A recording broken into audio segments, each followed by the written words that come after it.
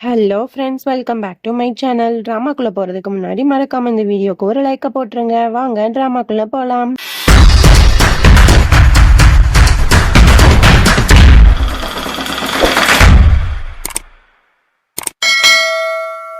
Starting சீன்ல நம்ம தியா, ரதன் சிங் அப்புறம் குடும்பத்துல இருக்க எல்லாரையும் தான் காட்டுறாங்க. நம்ம ரதன் சிங் என்ன பண்றான் அப்படின்னா, தியாவை பார்த்து, என்ன தியா உன்னால எப்படி இவ்வளோ தூரம் ஆக்ட் பண்ண முடியுது, ஒருத்தவங்களுக்கு எப்படி நம்பிக்கை துரோகம் பண்ண முடியுது, நீ என் முதுகுலயே குத்திட்ட அப்படிங்கிற மாதிரி சொல்றான். இதை கேட்டோன்னே தியாவுக்கு ரொம்ப ஷாக் ஆகுது. அந்த மீசக்காரன் நிறைய விஷயங்கள் சொன்னான்ல, அதுவும் இல்லாம டாக்குமெண்ட் வேற ஃபேக் இல்ல ஒரிஜினல் அப்படிங்கிற மாதிரி ஆகிட்டுல, அதெல்லாம் யோசிச்சுட்டு நம்ம ரதன் சிங் நல்ல பிரெயின் வாஷ் ஆகிட்டான்.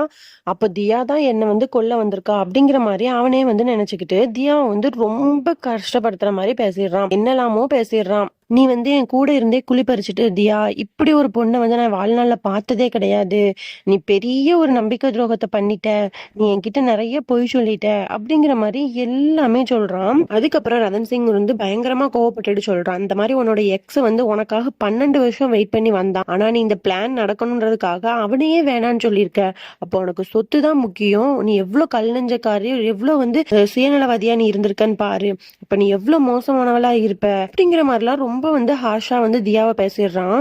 தியா அந்த இடத்துல உடஞ்சே போயிடுறா. அவ எவ்வளவோ சொல்றா, நான் போய் சொல்லவே இல்லை ரதன் சிங், நான் எல்லாமே உண்மையாதான் இருந்தேன் அப்படிங்கிற மாதிரி அவ அழுது எவ்வளவோ சொல்றா. ஆனா அவன் கேக்குற மாதிரியே தெரியல.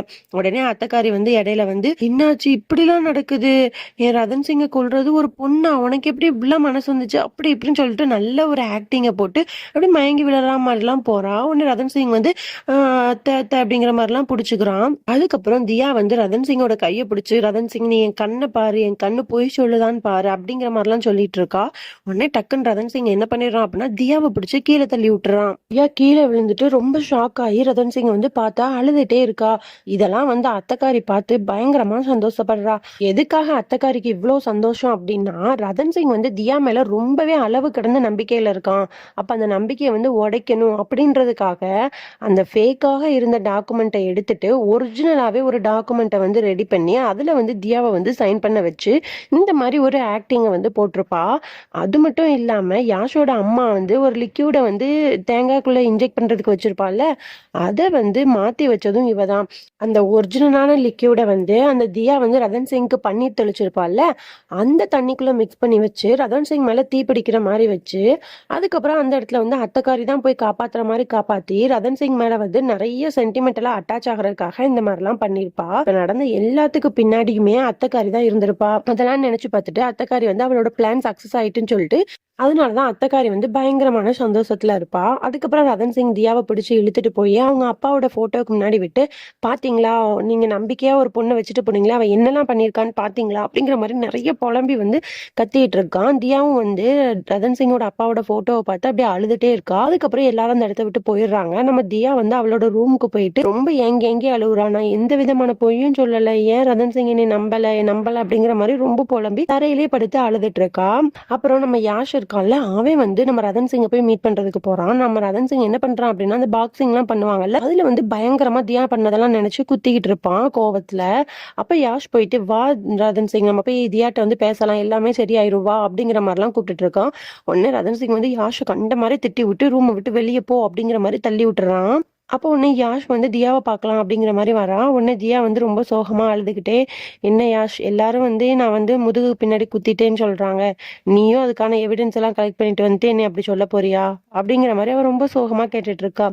உடனே யாஷ் தியா பக்கத்துல போயிட்டு, தியா நீ எந்த தப்புமே பண்ணலன்னு எனக்கு முழு நம்பிக்கை இருக்கு, நான் ஒரு போலீஸ், நீ அப்படி எதுவும் தப்பு பண்ணிருந்தா என்கிட்ட ஒரு இதுல கூட மாட்டாம போயிருப்ப, அதனால நீ தப்பே பண்ணல தியா, எனக்கு முழு நம்பிக்கை உன் மேல இருக்கு, நீ தைரியமா இரு அப்படிங்கிற மாதிரி ஆறுதல்லாம் சொல்லிட்டு இந்த இடத்துல இருக்கான். அப்ப கரெக்டா நம்ம ரதன் சிங் கால் பண்றான். கால் பண்ணிட்டு, இன்னும் கொஞ்ச நேரத்துல இந்த தியாவும் நீயும் இங்க வரல அப்படின்னா நான் என்ன ஆவேன்னு எனக்கே தெரியாது அப்படிங்கிற மாதிரி சொல்லிட்டு போனை கட் பண்ணிடுறான். ஒன்னு ரெண்டு பேருமே ஓடி போய் பார்க்க போறாங்க. ரதன் சிங் என்ன பண்றான் அப்படின்னா, தியா பண்ண துரோகம் தாங்க முடியாம என்ன பண்றதுனே புரியாம இந்த புதக்குழி மாதிரி ஒரு இடம் இருக்குல்ல, அதுக்குள்ள போய் இறங்கிடுறான். இதை பார்த்தோன்னே தியாவும் யாஷும் ரதன் சிங் அப்படி பண்ணாதன்னு கத்திட்டே இருக்காங்க. ஆனா அதெல்லாம் கேட்காம அவன் புதக்குழியோட நடுவுலயே போய் ரொம்ப மூழ்கிற மாதிரி போய் போயிடுறான். நம்ம தியா வந்து காப்பாத்த போறா, யாஷ் வந்து பிடிச்சு பிடிச்சு இழுக்கிறான். அதுக்கப்புறம் யாஷ் வந்து ஒரு சங்கிலி மாதிரி ஒண்ண வந்து ரதன் சிங் ஒரு கழுத்துல போட்டு இழுக்கலான்னு பாக்குறான். ஆனா ரதன் சிங் அதையும் வெளியே எடுத்து விட்டுறான். உடனே தியாவும் வந்து ரதன் சிங்கை காப்பாத்தியே ஆகணும் அப்படிங்கிறதுக்காக அந்த புதக்குழிக்குள்ள இறங்கிடுறா. அவ்வளவோ தியா வந்து ரதன் சிங்க வா வா அப்படின்ற மாதிரி காப்பாத்துறதுக்கு முயற்சி பண்றா. ரதன் சிங் வந்து வரவே மாட்டான். ஃபர்ஸ்ட் ரதன் சிங் என்ன பண்றான் அப்படின்னா தியாவை பிடிச்சி தள்ளி விட்டுறான். அவரும் வந்து மூழ்கிற மாதிரி போயிடுறா. அதுக்கப்புறம் எப்படியோ ஒரு வழியா வந்து தியா வந்து ரதன் சிங்கை காப்பாத்தி மேல கூட்டிட்டு வந்துடுறா. அங்க வந்து குடும்பத்துல வந்து அந்த மீசக்கார எல்லாருக்குமே வந்து பயங்கரமான ஹாப்பி. தியாவை வந்து ரதன் சிங் வந்து கோவப்பட்டு இந்த மாதிரிலாம் திட்டான் அப்படிங்கறதுனால ஸ்வீட் எல்லாம் கொடுத்து கொண்டாடிட்டு இருக்காங்க. அப்புறம் ரதன் சிங் இப்படி இந்த மாதிரிலாம் நடந்துருச்சு அப்படிங்கிற மாதிரி தெரிஞ்சோன்னு குடும்பத்துல இருக்க எல்லாரும் வந்து ரதன் சிங்கை பாத்துட்டு இருக்காங்க. இப்ப வந்து எல்லாரும் சொல்றாங்க, எதுக்காக ரதன் சிங் நீ உன்னையே கொல்ல போற, தப்பு பண்ணது நீ கிடையாது, தப்பு பண்ணவங்க தான் தண்டனை அனுபவிக்கணும் அப்படிங்கிற மாதிரி எல்லாம் பேசிட்டு இருக்காங்க. உடனே ரதன் சிங் வந்து எல்லார்கிட்டயுமே வந்து மன்னிப்பு கேட்கறான். இத்தனை நாள் வந்து குடும்பத்துல இருக்க எல்லாரையும் நான் ரொம்ப தப்பா நினைச்சிட்டேன், கஷ்டப்படுத்திட்டேன், எல்லாரையும் மன்னிச்சிருங்க அப்படிங்கிற மாதிரி எல்லாம் சொல்லிட்டு இருக்கான். இப்போ மீசக்காரன் இருக்கான்ல, அவன் சொல்றான், இந்த மாதிரி நீ ஏன் ரதன் சிங் இப்படி சாக போன, யாரு தப்பு பண்ணாலும் அவங்களுக்கு தான் பனிஷ்மெண்ட் கொடுத்தே ஆகணும், உனக்கு புரியுதா இல்லையா அப்படிங்கிற மாதிரி நல்லா ஏத்தி விட்டுட்டு இருக்கான். உடனே யாஷ் வந்து டக்குன்னு கோவப்படுறான். கொஞ்சம் நிறுத்துங்க, எதுக்காக நீங்க வந்து அவன்கிட்ட இப்படி பேசிட்டு இருக்கீங்க, அவ என்ன தப்பு பண்ணா, எந்த தப்புமே பண்ணாத ஒரு பொண்ணை வந்து நீங்க இப்படி தண்டனை கொடுக்கலாம் அப்படிங்கிற மாதிரி பேசுவீங்களா? ரதன் சிங் இவங்க என்ன பண்ணிட்டு இருக்காங்க, ஒரு பொண்ணு மேல ஒரு தப்பு வந்துச்சுன்னா அவளுக்கு வந்து ஏதாவது ஒரு சான்ஸ் கொடுக்கணும் அதை ப்ரூவ் பண்றதுக்கான, நீ என்ன இப்படி பண்ணிட்டு இருக்க ரதன் சிங், இவங்க சொல்றதெல்லாம் நீ கேட்காத அப்படிங்கிற மாதிரி தியாக்கு ரொம்ப சப்போர்ட் பண்ணி பேசிட்டு இருக்கான். உடனே வந்து ரதன் சிங் வந்து பயங்கரமா கோவம் வந்துருது. என்ன பண்ணிடுறான் அப்படின்னா யாஷோட சட்டையை வந்து பிடிச்சிடுறான்.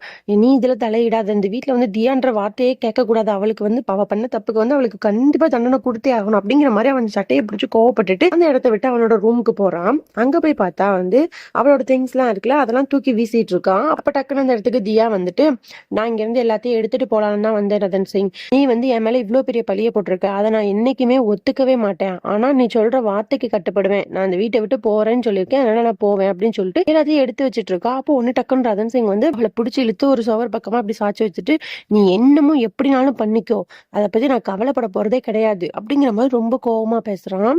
அதுக்கப்புறம் தியா அந்த இடத்த விட்டு போயிடுறான். நம்ம ரதன் சிங் வந்து உட்கார்ந்துருக்கான். அப்போ வந்து அத்தக்காரி இதெல்லாம் பார்த்துட்டு ரதன் சிங்க்கு வந்து ஆறுதல் சொல்ற மாதிரி வரா. உடனே ரதன் சிங் வந்து பயங்கரமா ஏங்கி அழ ஆரம்பிக்கிறான். இந்த மாதிரி தியா எனக்கு இவ்வளவு பெரிய துரோகத்தை பண்ணிட்டா, அவளை எவ்வளவு நம்பின தெரியுமா அப்படிங்கிற மாதிரி அந்த துரோகத்தை தாங்க முடியாம அவன் வந்து ஏங்கி அழ ஆரம்பிச்சிடறான். உடனே அவ வந்து ஆறுதல் சொல்லிட்டு இருக்கா. அப்புறம் அப்படியே நம்ம தியாவை தான் காட்டுறாங்க. அவ வந்து அந்த மகாராஜாவோட போட்டோவை பார்த்து ரொம்ப வருத்தப்பட்டு பேசிட்டு இருக்கா.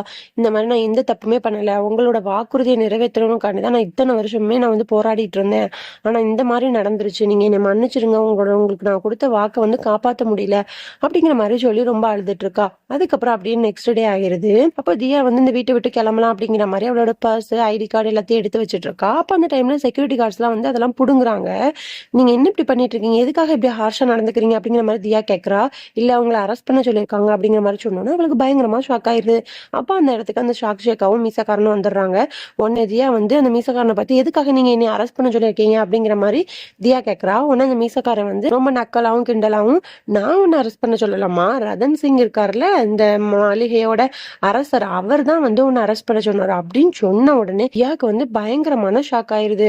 அதுக்கப்புறம் அந்த சாக்ஷியக்கா என்ன பண்றா அப்படின்னா கையில வந்து தியாவோட கையில வந்து ஒரு விலங்கு மாதிரி மாட்டி விட்டு இரும்பு சங்கிலியால கட்டி அவளை வந்து கீழே கூட்டிட்டு போறாங்க. ரதன் சிங் இதெல்லாம் பார்த்துட்டு ஒண்ணுமே சொல்ல மாட்டான். அதை பார்த்துட்டு தியா வந்து அப்படியே மனசே உடைஞ்சு போயிடுறா. இதோட நம்ம இந்த பார்ட்டை முடிச்சுக்கலாம். நாளைக்கு பார்க்கலாம். By friend.